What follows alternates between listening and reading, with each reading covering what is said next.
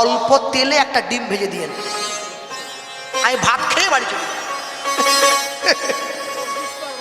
সারা জীবন ধরে কলিযুগে অনেক কীর্তন নিয়ে জন্মাবে, নেচে গিয়ে সব নরকে চলে যাবে, কোনো লাভ হবে না।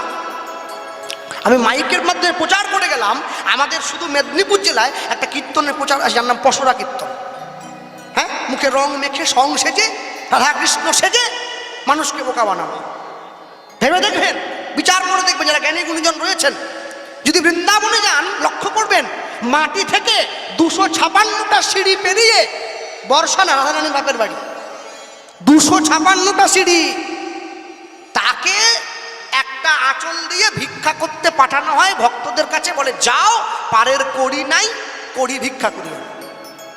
বৃষভানু রাজার মেয়ে, তার কাছে কড়ি নাই, যমুনা পারাবার মতো। কিসের কড়ি? 1 আনা দেব কড়ি পার করে দাও শিগগিরি। গোটা বিশ্ব ব্রহ্মাণ্ডের যত হিন্দি গানের সুর এসে ওইখানে ঢুকে পড়েছে। এটা হরিনাম নয়, ভগবানের নামকে নিয়ে ছেলে খেলা করা, মস্করা করা। ভগবান সব সইতে পারে, কোনোদিন নামের উপরে ভগবান সইতে পারবে না, মনে রাখবেন।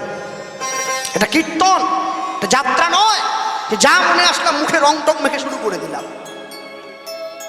এটা হিন্দু ধর্মের ঐতিহ্য।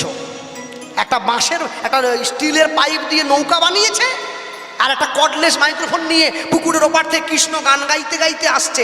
আবার হবে তো দেখা, এ দেখা এই শেষ দেখা নয় তো। শ্যামল মিত্র ভর করেছে কৃষ্ণের ঘাড়ে। কৃষ্ণ ধারণকে বলছিল আবার হবে দেখা, এ দেখা শেষ দেখা নয় তো।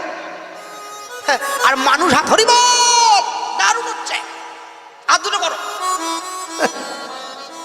মানুষ বোঝে না, পশুবৃত্তি মানব জাতি করছে গো পালন। অজ্ঞানতার অহংকারে মোদের পরিপূর্ণ মন, সাদা কালো মন্দ ভালো পশু জানে না, মানব জাতি জানে কিন্তু মেনে চলে না। এমন কিছু মানুষ আছে বিশ্ব চরাচরে, তাদের হৃদয় ভরা ময়লা, তারা ভদ্রবেশে ঘোরে।